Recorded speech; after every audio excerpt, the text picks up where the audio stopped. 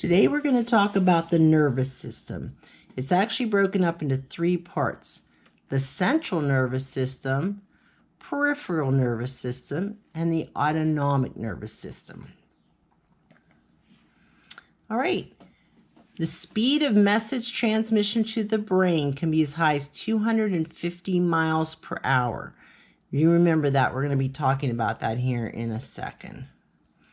Okay, so here's our three main divisions. So you've got your central or cerebrospinal, peripheral, autonomic, and the primary components of the nervous system is the brain, spinal cord, and nerves. And if you look up here, neuroscience is the study of the nervous system. All right, so we're going to look at this person right here. So out of your brain comes 12 sets of nerves. Out of your spinal cord comes 31 sets of nerves. So how I always think about this is there's 12 months in the year, and some months have 31 days.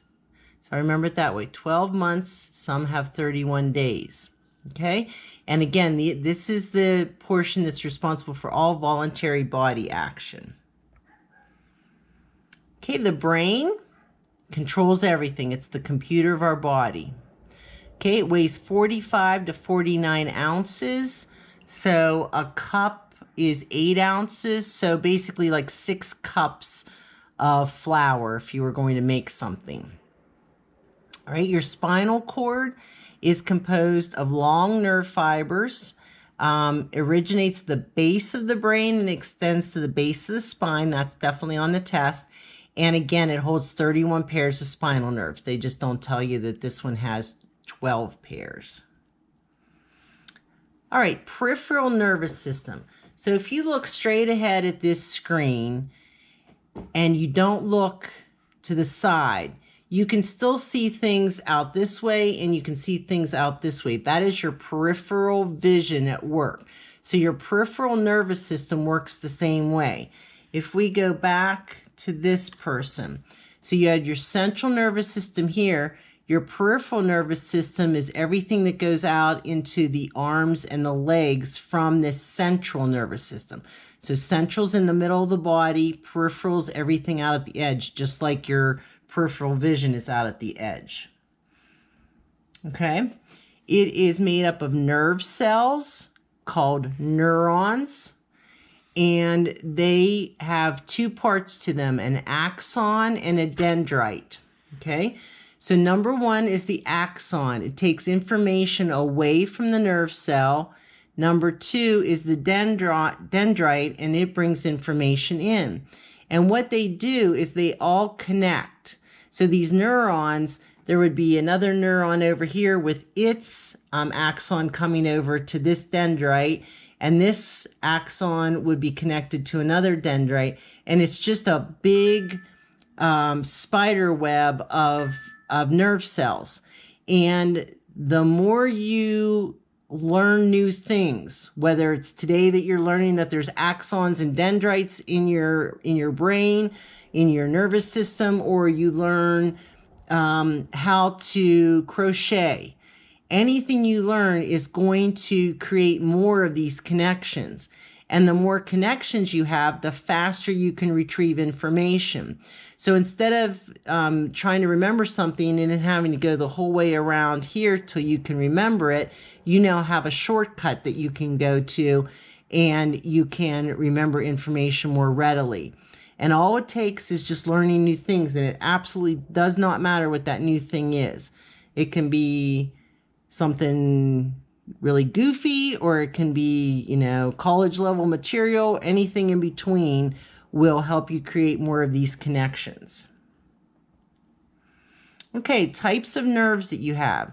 You have sensory or afferent, and you have motor or efferent. And again, these scientists that come up with this, I don't know about them sometimes. So, whoa, they changed one letter, E and A. Okay, and you do need to know this for the test. So over the years, I've come up with a really goofy saying that is going to help you pass this test. Okay, and it'll become more clear why I have all these things in this sentence to begin with. But I'm going to use a very grammatically incorrect sentence, and I'm going to say me. So I'm putting the M and the E together. Me motor down to the 7-Eleven. Hopefully you know what a 7-Eleven is. It's like a Sheetz, but it's, we don't have them very much around here. Me motor down to the 7-Eleven. And I say 7-Eleven very specifically because you're going to need to know that later. So always remember motor, motor, motor, me motor. Okay, so motor and muscles both start with an M. So this is, if I do this, my nerves are helping me to do this. My muscles are working. And it crosses from one side of the body to the other at the top of the spinal cord. Okay, so it carries messages from the brain to my muscles. Okay, my afferent nerves are my sensory nerves. It carries messages to the brain from my senses, from receptors that are sending it through my senses. So remember when I said make sure you remember 250 miles an hour. So if this was a hot stove and I touched it in slow motion, I would touch it and I would say, ow. And my afferent nerves, my sensory nerves, would take that message from my fingertips up to my brain. My brain would then send the message back down through my motor or efferent nerves and say, well, move your hand, dummy. But remember, this is happening at 250 miles per second. So it's like, ow, we know immediately and we move our hand because the message gets to our brain and back to our hand that quickly. Okay, so that's how it works. I take in things through my senses, whether it's the sense of smell, touch, hearing, whatever, goes up to my brain, and then my brain sends a message down through my muscles. So you smell something stinky, what happens? You wrinkle your nose. Same thing. Okay, here's where 7-Eleven starts to come in. So I want you to remember that now we're going to talk about the fifth, or the trigeminal, or the trifacial nerve. Well, if you ride a tricycle, how many wheels does it have? 3. So what we're going to be talking about has 3 branches. Okay, that's very important.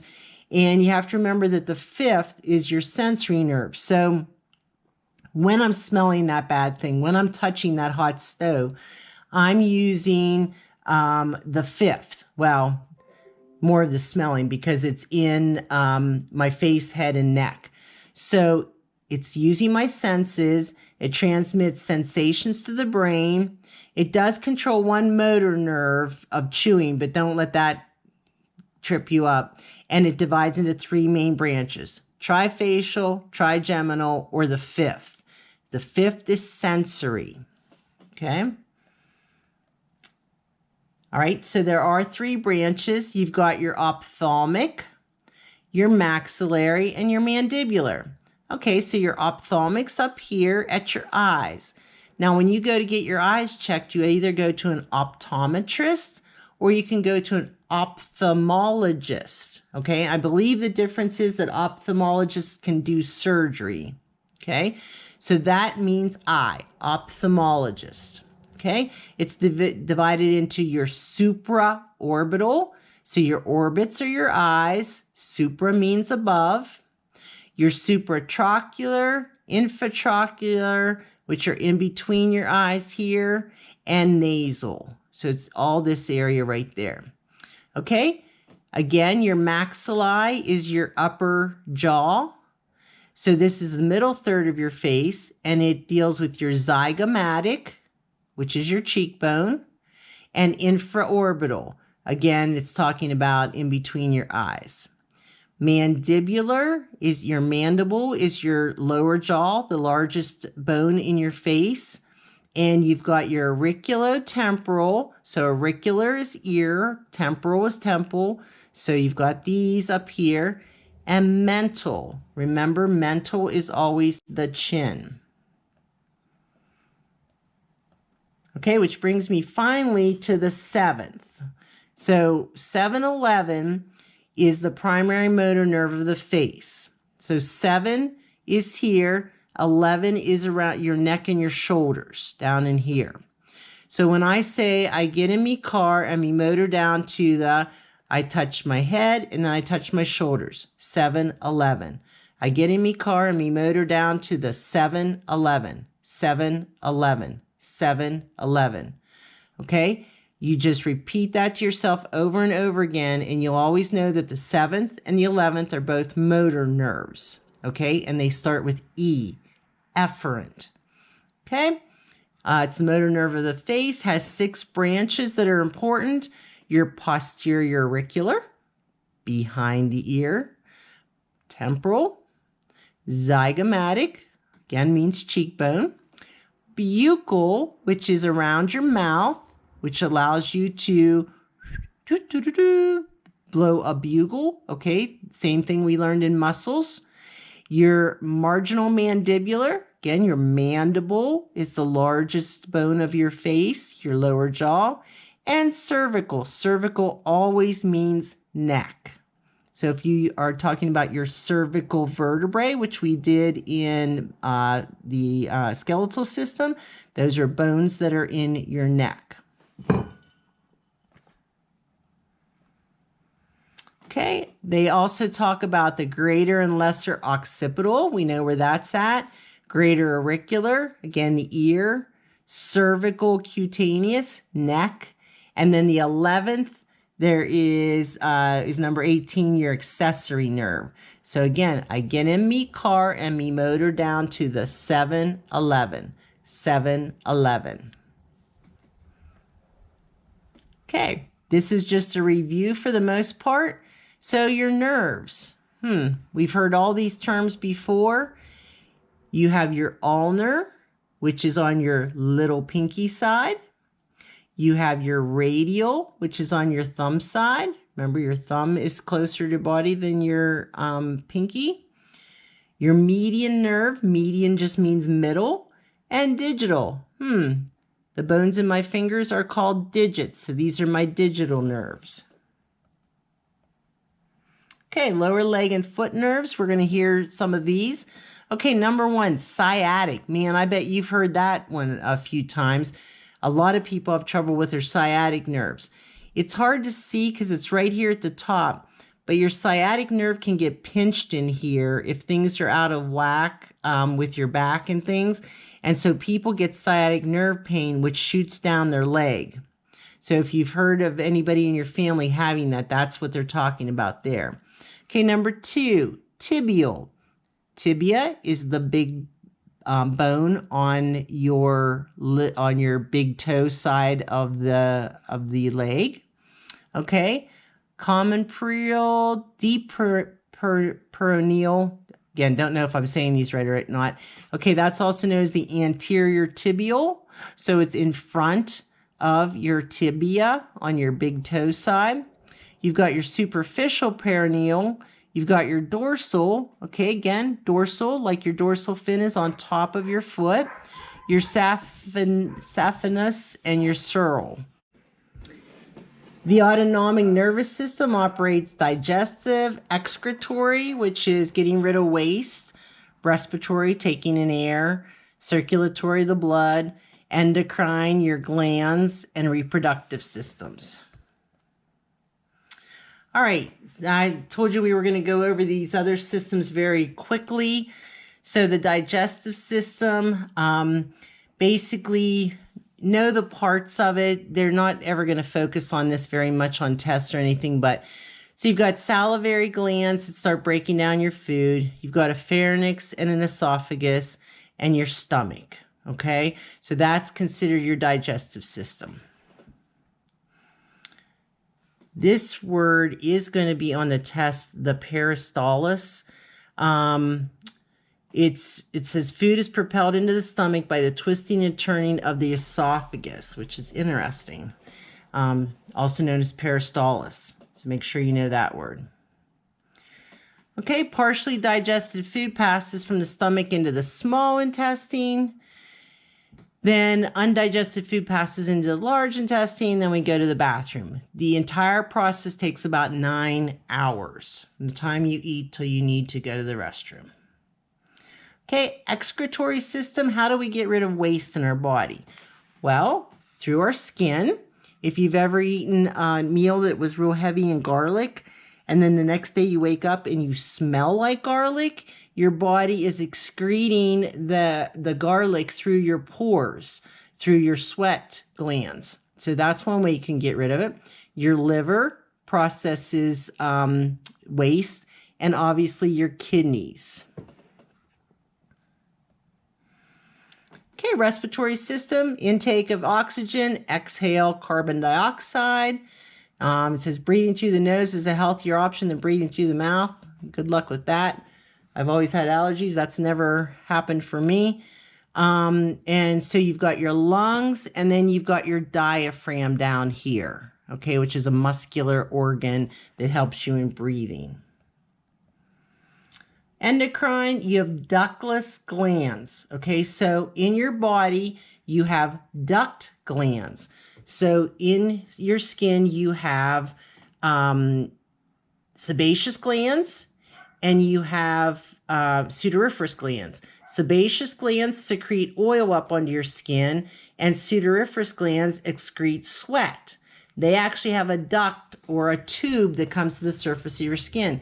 These are ductless. They just inject the substance right into your body that does not come to the surface. So it controls growth, reproduction, health, puts your hormones into your bloodstream. It affects your hair growth, skin conditions, energy levels. So signs of fatigue or changes in hair growth may signal a need for medical attention. Some of your hormones might be out of whack and you need to get them checked. Reproductive system, how we procreate, produces estrogen, that's primarily a female hormone, and testosterone, primarily a male hormone, but we have both. Everybody has both. So when we get older as females, we tend to start growing facial hair and things like that. We get more testosterone. Our hormone balances go in a different direction. Okay, so, and they can influence acne, hair growth, and hair color. All right, the nervous system coordinates and controls the operation of the human body. True. The central nervous system is responsible for all involuntary body actions, or we should say automatic. That's false, it's the autonomic. Primary components of the nervous system include the nerves, spinal cord, and what's the computer of our body? The brain. The network of nerve cells that carry messages to and from the central nervous system is known as the peripheral, out at the edge. It's out of your arms and your legs and your hands and your feet. The types of nerves that carry messages to the brain and spinal cord are called afferent, or, okay, it's not efferent, so it can't be motor, it must be sensory. The types of the messages that carry messages from the brain to the muscles are efferent or motor. We motor down to the 7-Eleven. The nerve responsible for controlling the motor nerve function of chewing is known as the fifth cranial or trifacial. Remember, it's in 3 parts. The primary nerves of the arm and or hand are the ulnar, radial, median, and digital. A subsystem of the nervous system responsible for all involuntary body functions is the autonomic nervous system. During the digestive process, food travels through the esophagus to the stomach.